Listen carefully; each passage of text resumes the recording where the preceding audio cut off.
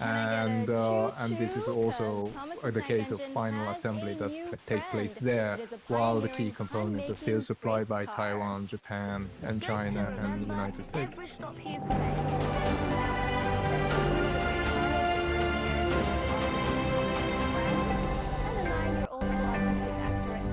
So this is Al Jazeera. These are the top stories. In the United Kingdom's Queen Elizabeth is under medical supervision at her Scotland home, Balmoral Castle. Her doctors say they're concerned for her health.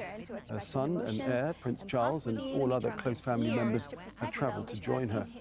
Rory challenges more from outside Buckingham Palace. Representation is so important. There's a hush down here at Buckingham Palace. It's quite a sombre feeling, a sense of anticipation.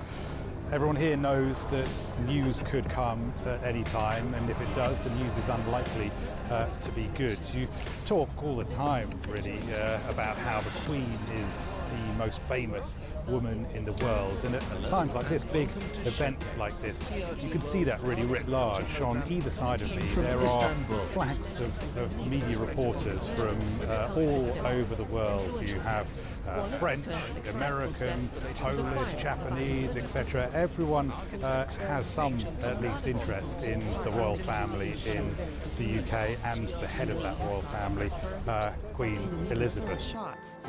The US has pledged more military aid for Ukraine. US Secretary of Defense Lloyd Austin made the announcement while visiting the Ramstein Air Base in Germany. Meanwhile, Secretary of State Antony Blinken has met President Volodymyr Zelensky in Kyiv. Blinken says Ukrainian forces are making progress in a counter-offensive to retake territory from Russia in the northeast and in the south. A new report from the UN Development Programme says that the pandemic, climate change and the war in Ukraine are responsible for declining life expectancy and living standards around the world. 9 out of 10 countries have been impacted around the world.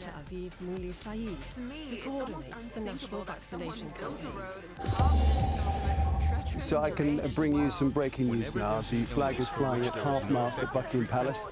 The UK's Prime Minister has announced that and we've all seen whether we agree with it yes, or the not, flag is being lowered at Buckingham Palace. Because of the vaccine. Queen Elizabeth II has passed away. The moment many people never really imagined would happen has now happened. The Queen, somebody has always been there, certainly if you live or have lived in Britain, even around the world, one of the most famous faces of all. So we can confirm the news that Queen Elizabeth II has died at Balmoral in Scotland.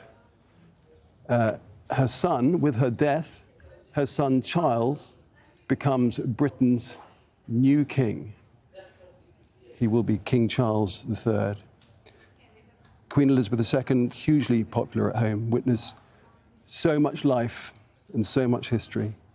Indeed, the longest reign in British history, and now the flag is flying at half-mast over Buckingham Palace because the Queen has died.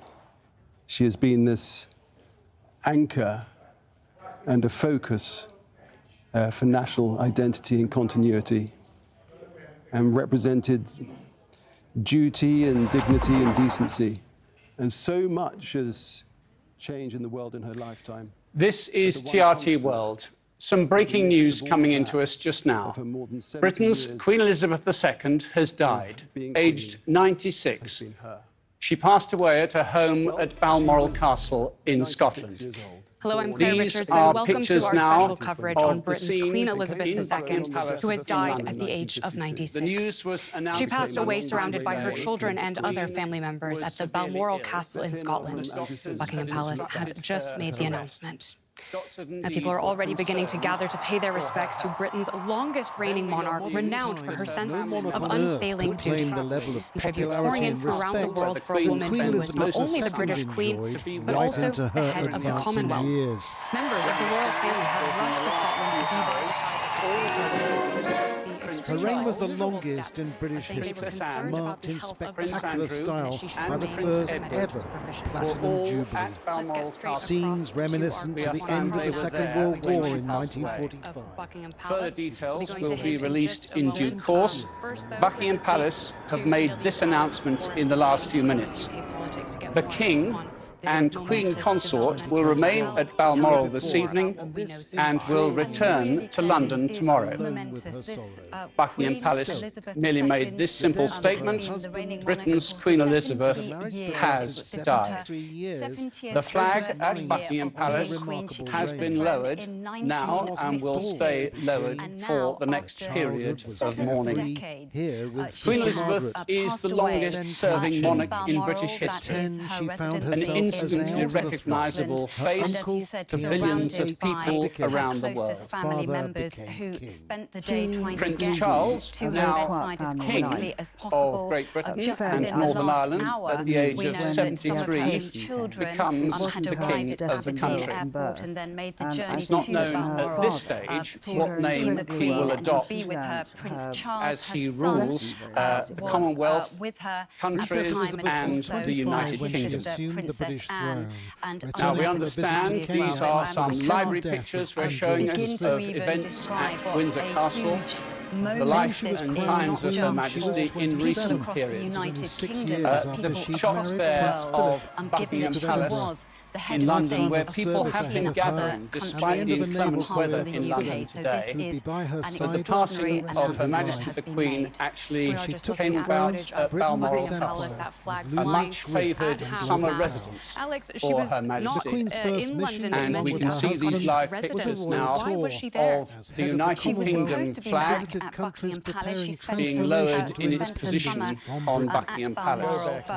If British people didn't know the news until now, this was an enormous week in British they now know that that is indeed the sad news that we have to bring you today. A remarkable life she's had, but we understand a peaceful passing this afternoon.